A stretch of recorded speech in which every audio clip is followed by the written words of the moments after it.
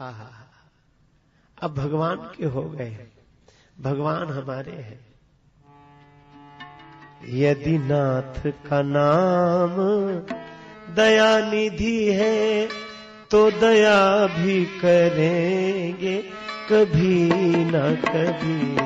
यदि नाथ का नाम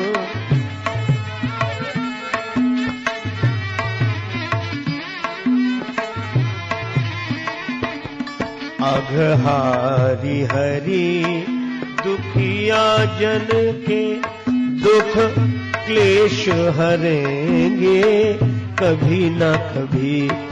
यदि नाथ का नाम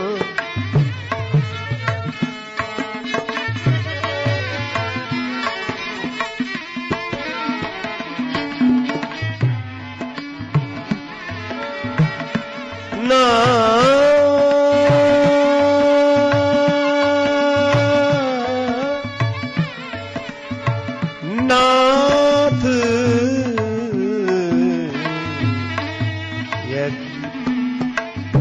नाथ का नाम गया। विश्वास, यही डोली में बैठना है। भक्ति की डोली में बैठो तो बस विश्वास पूर्वक बैठो। कहां ले जा रहे हैं वो पहुंचा देंगे। जिनके कंधे पे बोझ है डोली का, उन्हीं पर बोझ है हमारा। भगवान की शरणागति, भगवान के नाम रूप का जो आश्रय लिया है, यही पहुंचा देंगे। भगवान का विरध ही हमें भगवान से मिला देंगे। लेकिन श्री भरत जी काहे से जा रहे हैं? हाथी पर बैठकर, घोड़े पर बैठकर, रथ में बैठकर या डोली में बैठकर? ना, किसी साधन से नहीं जा रहे हैं भरत जी। सानुज भरत, सानुज भरत पया देहि जाहि। सानुज भरत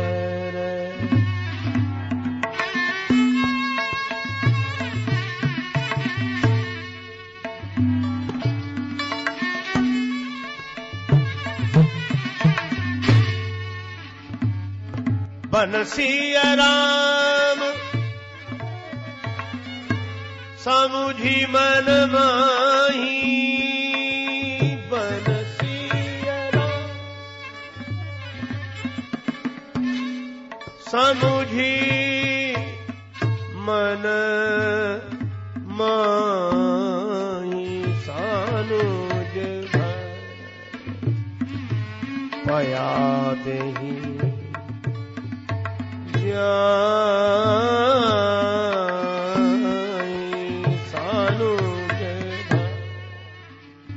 भरत जी पैदल जा रहे हैं, न हाथी पर बैठे, न घोड़े पर बैठे, न रथ में बैठे, न डोली में, पैदल।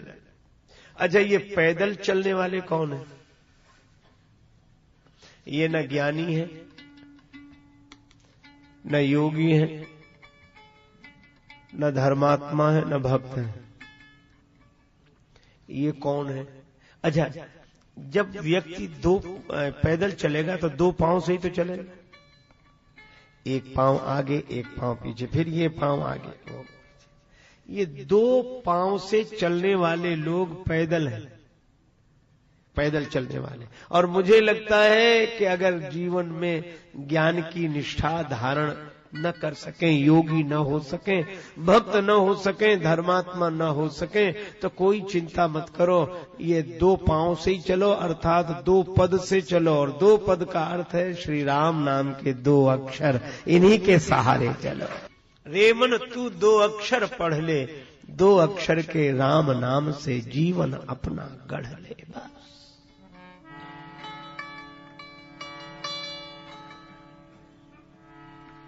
राम राम राम,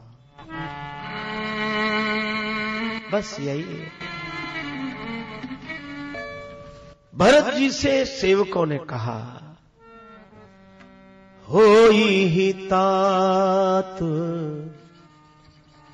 अश्व अस्वरा,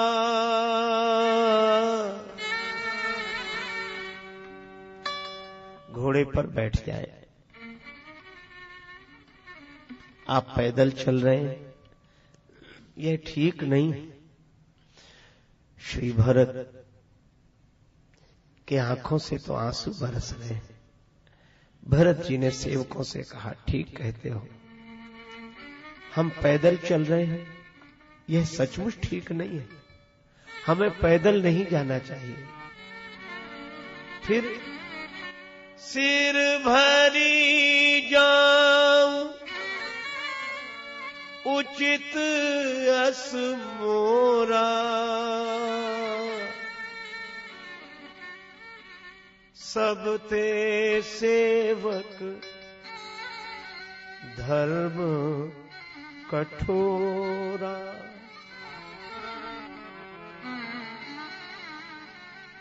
राम पया देहि पाए सिधाए,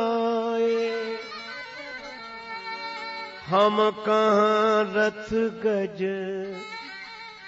गज बाजे बनाए। बैठी अश्व पर जाऊं मैं पैदल गे रघुनाथ, यह स्वामी के पग परे, तह सेवक को माथ।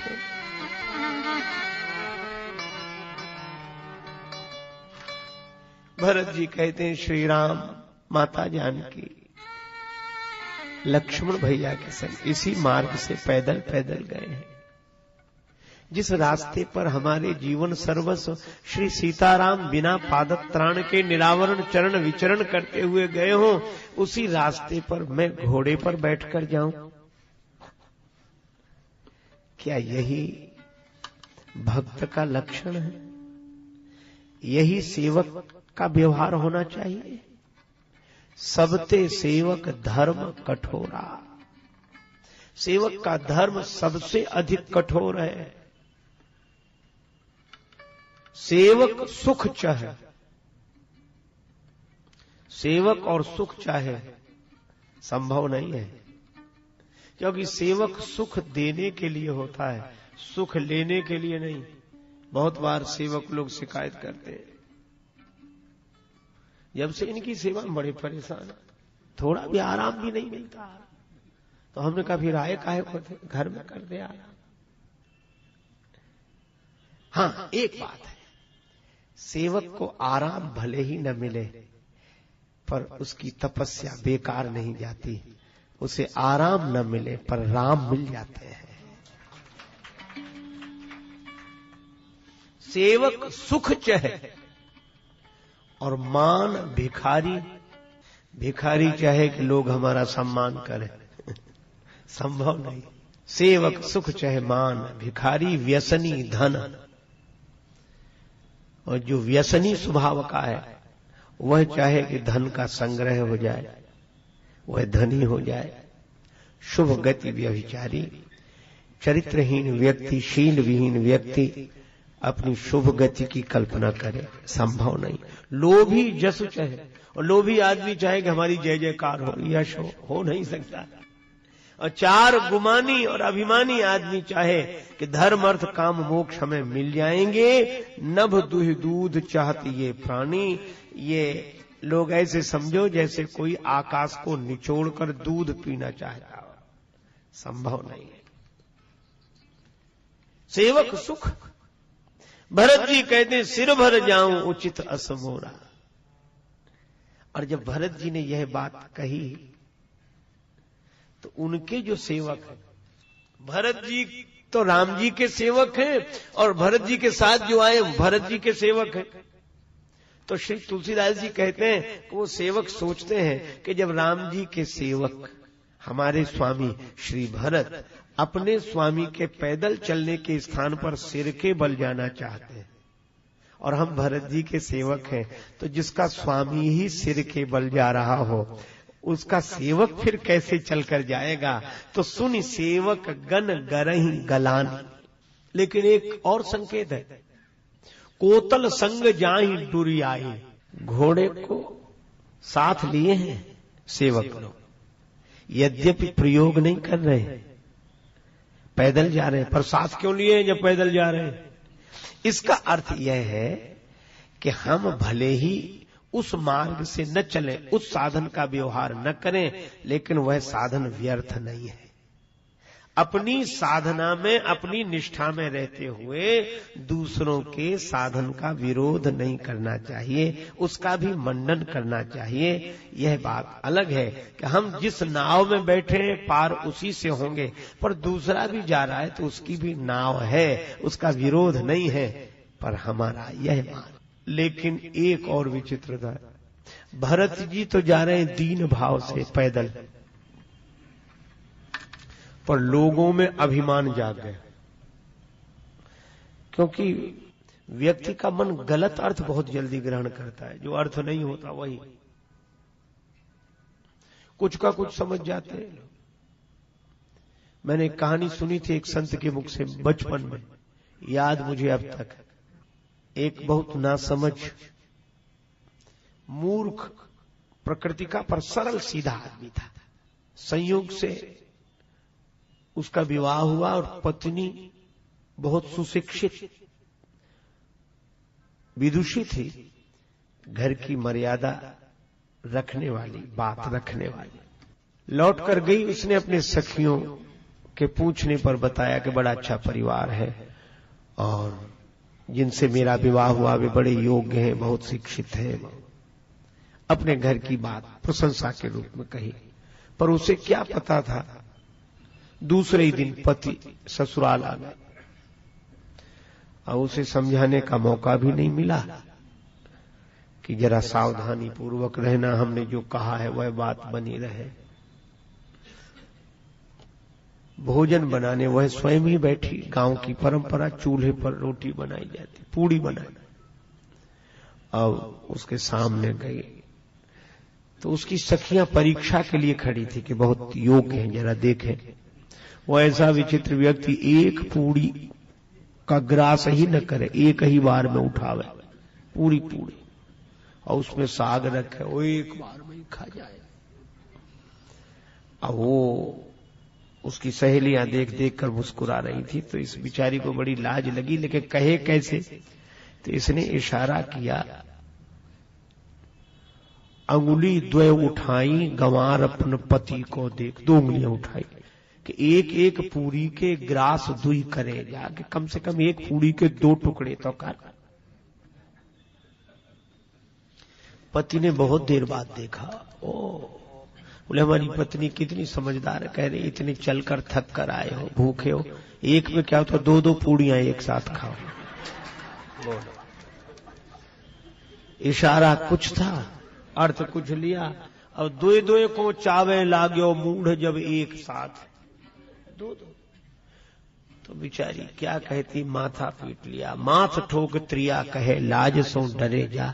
उसने मत्था पीटा कि यही समझाया था, फिर भी उल्टा समझ। उसने देखो अब समझ में आया, वो माथा पीट रही थी। कहा ये मेरी पत्नी कह रही है कि पूड़ियां पूजा की हैं, प्रणाम करके खाओ। वो 2 पूड़ियां उठाता, पहले माथे से लगाता। पतिदेव समझे कि पावे के प्रथम इन पूजनीय पूरन को शीश पे धरे जा। और जब ऐसा हुआ तो पत्नी चूल्हे से ही बोली, संकेत उधर था। बोल उठी रोष भरी चूल्हे से चतुर नारी, कि जैसो जरे आयो प्रथम वैसो ही जरे जा। रे चूल्हे, इससे तो तू पहले जैसा जल रहा था वैसे ही जलता चल, अर्थात एक ही एक पूरी ठीक थी, ये समझाना तो और बेकार हुआ, संदेशा गलत चला गया। तो कई बार संदेश गलत चला जाता है, भरत जी दीनता के कारण पैदल चल रहे हैं, भरत जी राम नाम का सहारा लेकर पैदल चल रहे हैं। लेकिन लोगों ने सोचा, वाह, जब ये चल सकते हैं तो हम क्यों नहीं चल सकते, ये चल सकते हैं तो हम क्यों नहीं चल सकते। सबने सवारियां छोड़ दी, हाथी छोड़ दिया, डोली छोड़ दी, रथ छोड़ दिया, घोड़े छोड़ दिए, सब पैदल पैदल चलने लगे। गतान गति को लोका। अब सभी अगर एक दूसरे का इस तरह अनुसरण करेंगे तो यह ठीक नहीं है। क्यों? सभी मार्ग सबके लिए ठीक नहीं होते। जैसे एक बार एक सज्जन वैद्य के पास गए कि हमें बुखार की दवा दे दो और सिर दर्द की दे दो। तो उन्होंने कहा, तुम्हें है बुखार, सिर दर्द? तो बोले हमें नहीं। फिर बोले हमारे मित्र हैं। बोले वो कहां है? बोले घर में। बोले उन्हीं को ले आना। तो कहा कि आप दवा क्यों नहीं दे रहे? हम बता तो ना, बुखार है, सिर दर्द। वैद्य ने कहा कि हम मर्ज की नहीं, मरीज की दवा देते हैं। अब बुखार तो है, पर उसकी प्रकृति कैसी है, नाड़ी देखेंगे, किस कारण से है। इसी तरह सभी साधनाएं सभी के लिए ठीक नहीं है।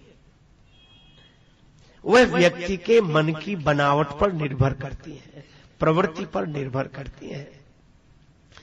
अब कोई दूसरे को देखकर पैदल चलने लगे, साधनाएं छोड़ दे, वो ऐसे समझो कि जैसे कई आदमियों की आदत होती है, अभ्यास होता है कि वो तालाब में तैरते हैं तो ऐसे सो जाते हैं जैसे पलंग पर सो रहे हो, बिना हाथ पांव हिलाए पड़े रहते। वो एक बहुत दिन तैरने के बाद ऐसा अभ्यास हो जाता है, बहुतों को है। और कोई पहले ही दिन तालाब में जाए और कहे कि इसमें बड़ा आराम, आराम से पड़े रहो, कुछ करना ही नहीं पड़ता, तो जल्दी डूबेगा कि नहीं। एक चेले से किसी ने पूछा कि क्यों भाई, तुमने दीक्षा तो ले ली गुरुजी से, पर तुम पूजा नहीं करते? बोले हम नहीं करते। कहा क्यों? बोले ना हमारे गुरुजी करते ना हम करते। अरे गुरुजी जो नहीं करते हुए दिख रहे हैं उस सहज उत्तम दशा को प्राप्त हो, ये बहुत दिन कुछ करने का ही फल है। और कोई पहले ही दिन से ये सोचे। भरत जी को पैदल चलते देखकर सब पैदल चलने लगे। तब कौशल्या माता ने जाई समीप राखी निज डोली,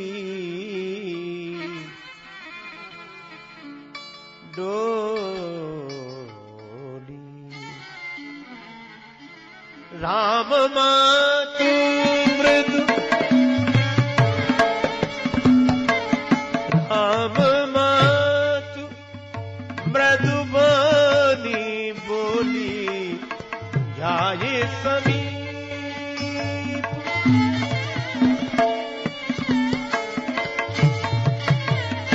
राखी निज डोली, डोली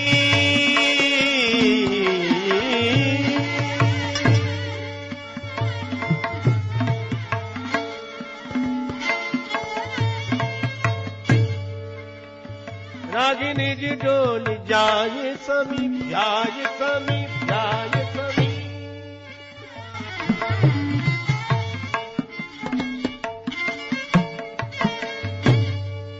पास जाकर अपनी डोली रुकवाई। कौशल्या माता ने कहा कि भरत तुम पैदल मत चलो। भरत रोने लगे, मां मुझे इसी में सुख मिलता है। कौशल्या माता की आंखों में भी आंसू आ गए। भरत तुम्हारा जन्म सुख लेने के लिए नहीं, औरों को सुख देने के लिए। तुम्हारे पैदल चलने से सभी पैदल चल रहे हैं। तुम्हारे चलत चलई सब लोगु, सकल शोक कृष्ण नहीं मग जोगु। इसलिए एक काम करो भरत, तुम रथ पर बैठ जाओ गुरु जी के साथ। तुम्हें भले ही आवश्यकता ना हो, पर समाज में सही संदेश जाए, साधकों को सही दिशा मिले, इसलिए भी ऐसा कार्य करना चाहिए यह महापुरुष का आचरण है। भगवान श्री कृष्ण कहते हैं कि मेरा कोई कर्तव्य नहीं है, पर लोक संग्रह के लिए मैं कर्म करता हूं। एक महात्मा थे, आत्मज्ञानी संत, सदा ब्रह्म भाव में रहते। एक बार पैदल पैदल कहीं जा रहे थे, उनके साथ उनका एक शिष्य था। रास्ते में पीपल वृक्ष दिखाई दिया। महात्मा दाईं ओर से परिक्रमा करते हैं, प्रणाम किया पीपल वृक्ष को। साथ में जो था, बोले महाराज आप इतने ऊंचे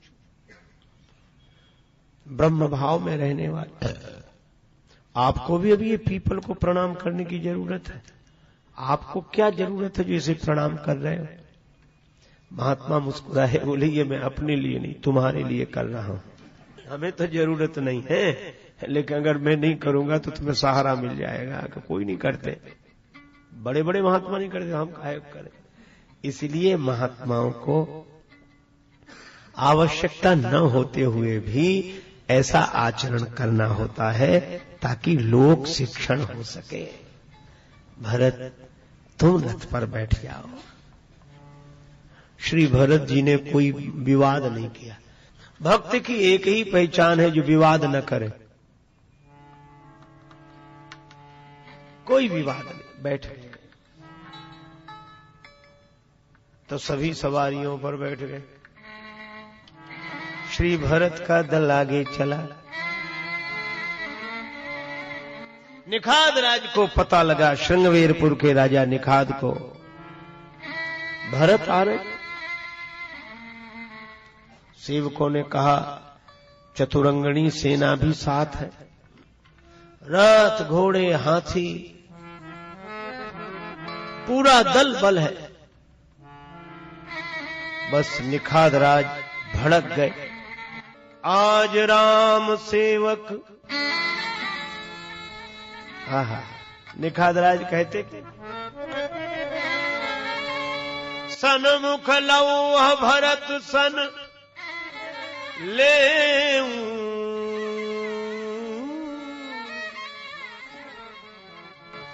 जियत न सुर सरी उतरन दे। आज मैं भरत से युद्ध करूंगा, जीते जी गंगा जी के इस पार नहीं होने दूंगा।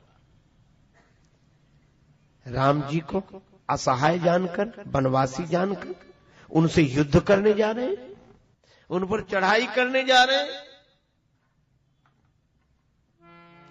समर मरन पुनि सुर सरी तीरा,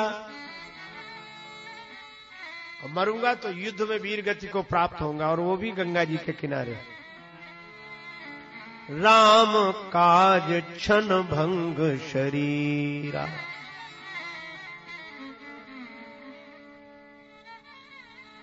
भरत भाई अरु में जननी चू। भरत उनके भैया है, मैं तो राम जी का छोटा सा सेवक हूं। बड़े भाग अस पाई मीचू, भाई हिला बहु धोख जनि आज काज बढ़मो।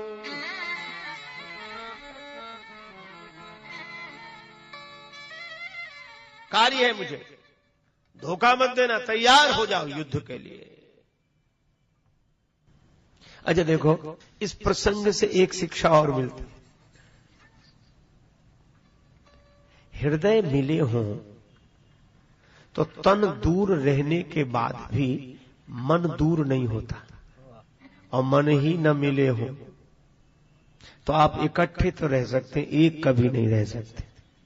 इकट्ठे होना और एक होना अंतर है।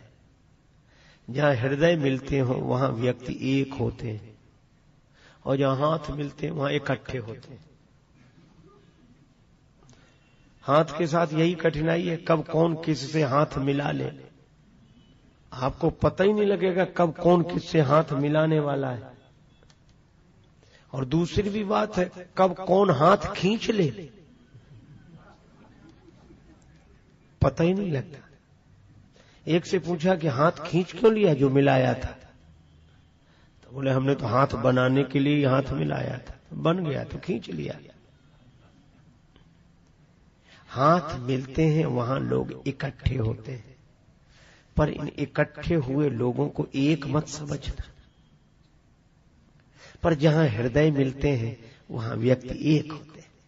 इसीलिए हमारे यहां पुरानी परंपरा है, जब कोई मिलते थे तो हृदय से, उसका भाव यह है कि मिलो तो ऐसे मिलो कि हृदय से मिलो।